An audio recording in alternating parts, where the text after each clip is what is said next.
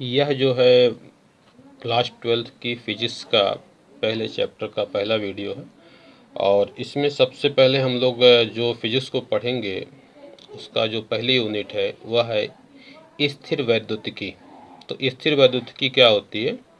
भौतिक विज्ञान की वह शाखा जिसके अंतर्गत स्थिर आवेश का अध्ययन किया जाता है स्थिर वैद्युतिकी कहलाती है।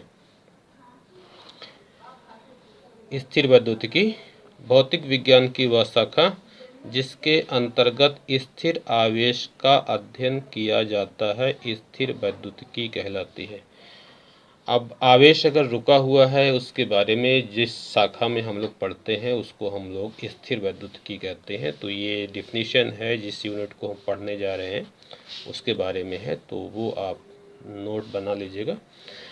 अब जो हम लोग इसमें पढ़ेंगे स्थिर वैद्युतिकी के अंतर्गत, तो स्थिर वैद्युतिकी के अंतर्गत हमें दो चैप्टर पढ़ना है। पहला चैप्टर है आवेश तथा वैद्युत क्षेत्र, दूसरा चैप्टर है वैद्युत विभवांतर एवं संधारित्र।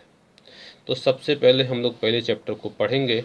इसमें जो पहला टॉपिक इन्होंने दे रखा है आवेश, तो सबसे पहले हम आवेश के बारे में समझेंगे, फिर वैद्युत क्षेत्र के बारे में समझेंगे। तो आवेश क्या होता है? आवेश की जो डिफिनीशन है वो मैंने लिख दिया है कि किसी वस्तु का वह गुण जिसके कारण वह वस्तु वैद्युत तथा चुंबकीय क्षेत्र उत्पन्न करती है तथा इनका अनुभव करती है आवेश कहलाता है। आवेश जो है किसी वस्तु का वह गुण है जिसके कारण वह वस्तु वैद्युत क्षेत्र तथा चुंबकीय क्षेत्र उत्पन्न करती है तथा इन्हीं गुणों का अनुभव भी करती है, उसे हम आवेश कहते हैं। तो इसको थोड़ा सा हम लोग समझेंगे कि कैसे उत्पन्न होता है, कैसे उसका अनुभव होता है। जैसे देखिए मेरे हाथ में जो ये ढक्कन है पेन का, अगर मैं इसको छोड़ देता हूँ तो ये नीचे गिरेगा। क्यों नीचे गिर रहा? क्योंकि आपने पिछले साल 11 में पढ़ा होगा गुरुत्वाकर्षण। किसी भी वस्तु को पृथ्वी अपनी ओर आकर्षित करती है, उसे गुरुत्वाकर्षण कहते हैं। तो जब इस ढक्कन को मैंने छोड़ दिया तो इसमें कौन सा गुण है जिसके कारण पृथ्वी इसे अपनी ओर खींच रही है? इस गुण का नाम है द्रव्यमान। तो आपको पता है कि पृथ्वी अपने चारों तरफ एक क्षेत्र बनाती है, इसे गुरुत्वीय क्षेत्र कहते हैं। तो गुरुत्वीय क्षेत्र का अनुभव द्रव्यमान के कारण होता है। उसी तरीके से जो आपकी पृथ्वी है, जो गुरुत्वीय क्षेत्र उत्पन्न कर रही है, तो पृथ्वी अपने द्रव्यमान के कारण ही गुरुत्वीय क्षेत्र उत्पन्न करती है। यानी गुरुत्वीय क्षेत्र की उत्पत्ति का कारण भी द्रव्यमान है और गुरुत्वीय क्षेत्र के अनुभव करने के लिए जिस फैक्टर का हम यूज़ करते हैं उसका नाम भी द्रव्यमान है। तो उसी तरीके से जो आवेश है वह किसी वस्तु का एक गुण है जिसके कारण वह वस्तु जो होती है वैद्युत क्षेत्र उत्पन्न भी करती है और वैद्युत क्षेत्र का अनुभव भी करती है। उस गुण को हम कहते हैं आवेश। तो जैसे यहाँ पर मैं आपको समझा दे रहा हूँ। जैसे एक आवेश मैंने अगर रख दिया है तो यह आवेश अपने चारों तरफ एक क्षेत्र बनाता है, उस क्षेत्र में अगर दूसरा कोई आवेशित कण आता है तो यह आवेश इस पर आकर्षण या प्रतिकर्षण बल लगाने लगता है। तो ये जो पहला वाला आवेश है जिस क्षेत्र को बनाता है इसे हम वैद्युत क्षेत्र कहते हैं। तो वैद्युत क्षेत्र को उत्पन्न करने के लिए आवेश की आवश्यकता होती है, यानी आवेश ही वैद्युत क्षेत्र उत्पन्न करता है। और इस वैद्युत क्षेत्र का जो अनुभव है उस अनुभव करने के लिए भी हमें दूसरे आवेश को ही रखना पड़ता है, यानी आवेश के कारण वैद्युत क्षेत्र उत्पन्न होता है और वैद्युत क्षेत्र का अनुभव भी हम आवेश के कारण ही कर पाते हैं।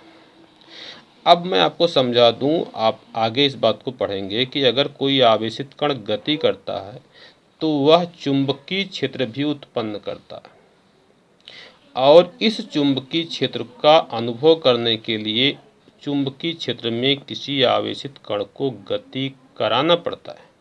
अगर किसी चुंबकीय क्षेत्र में कोई आवेशित कण गति करता है तो उस पर लगने वाला जो बल होता है यह बराबर q v B sine theta.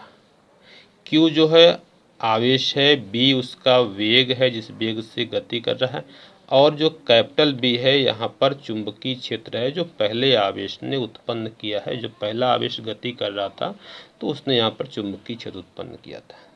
तो शायद आप समझ चुके होंगे कि आवेश को उत्पन्न करने के लिए विद्युत क्षेत्र को उत्पन्न करने के लिए आवेश की आवश्यकता होती है। चुंबकीय क्षेत्र को उत्पन्न करने के लिए आवेश की आवश्यकता होती है। विद्युत क्षेत्र का और चुंबकीय क्षेत्र का अनुभव करने के लिए भी आवेश की ही आवश्यकता होती है।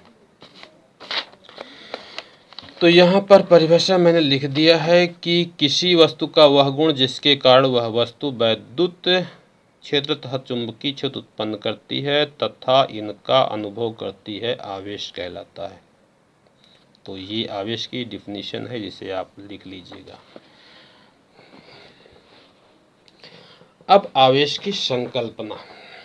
आवेश की संकल्पना इलेक्ट्रॉनों के आधार पर दी जाती है। किसी वस्तु पर इलेक्ट्रॉन की अधिकता से उस वस्तु पर ऋणात्मक तथा इलेक्ट्रॉनों की कमी से वस्तु पर धनात्मक आवेश उत्पन्न होता है। जैसे देखिए, मैं इसको यहाँ पर समझा दे रहा हूँ।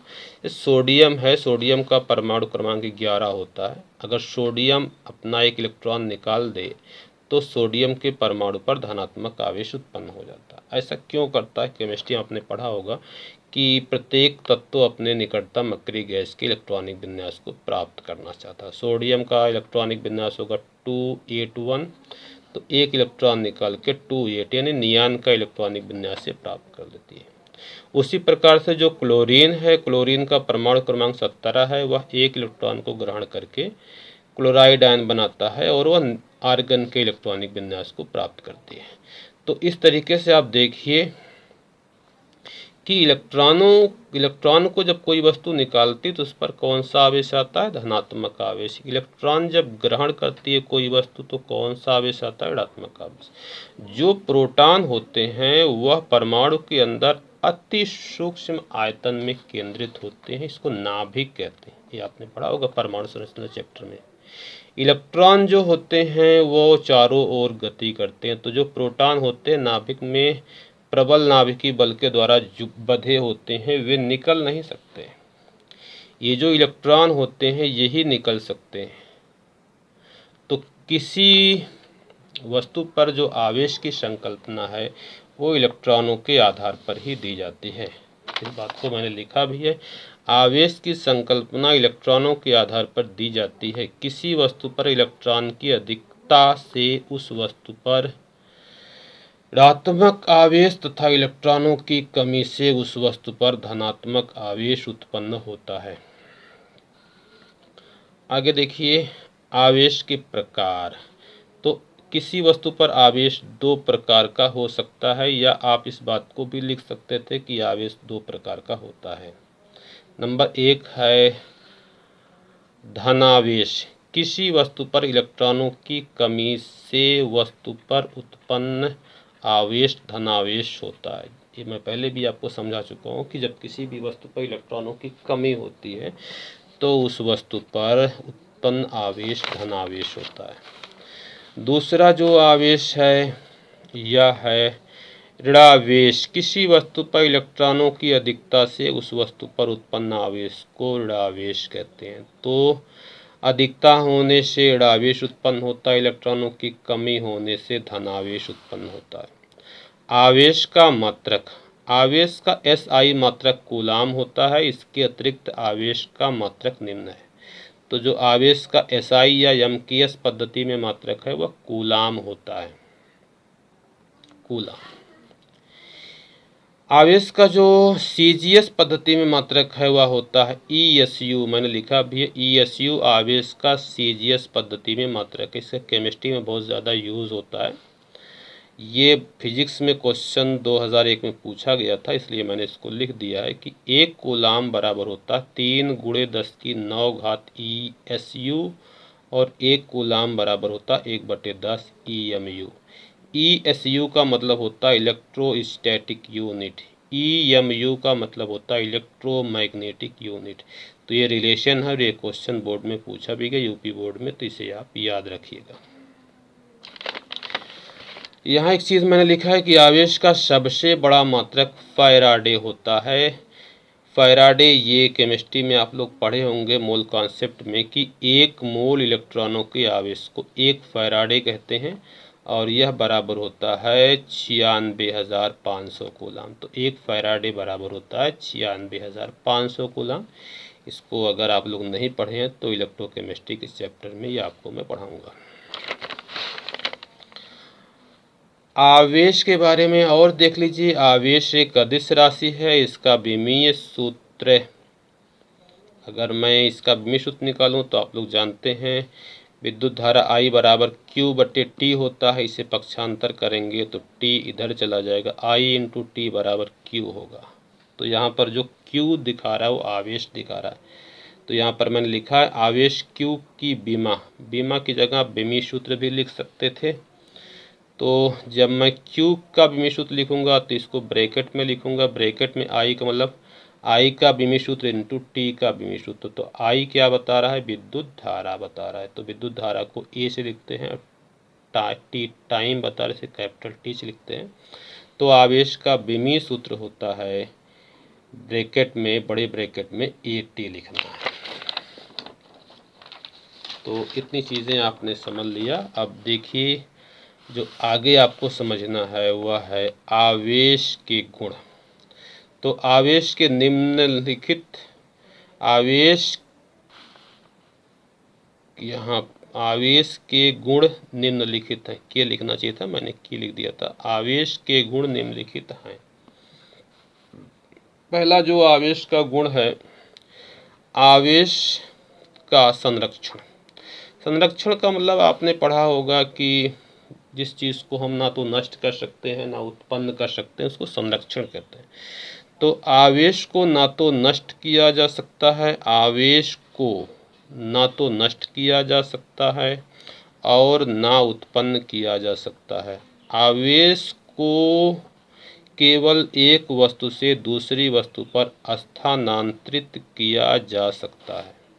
जैसे अगर किसी वस्तु पर आवेश है तो उस वस्तु के आवेश को मैं दूसरी वस्तु पर स्थानांतरित कर सकता हूँ, लेकिन मैं आवेश को ना तो पैदा कर सकता हूँ ना आवेश को मैं ख़त्म कर सकता हूँ। तो वही चीज़ समझाई गई है कि ना आवेश को हम नष्ट कर सकते हैं ना आवेश को हम उत्पन्न कर सकते हैं, केवल एक वस्तु से दूसरी वस्तु पर स्थानांतरित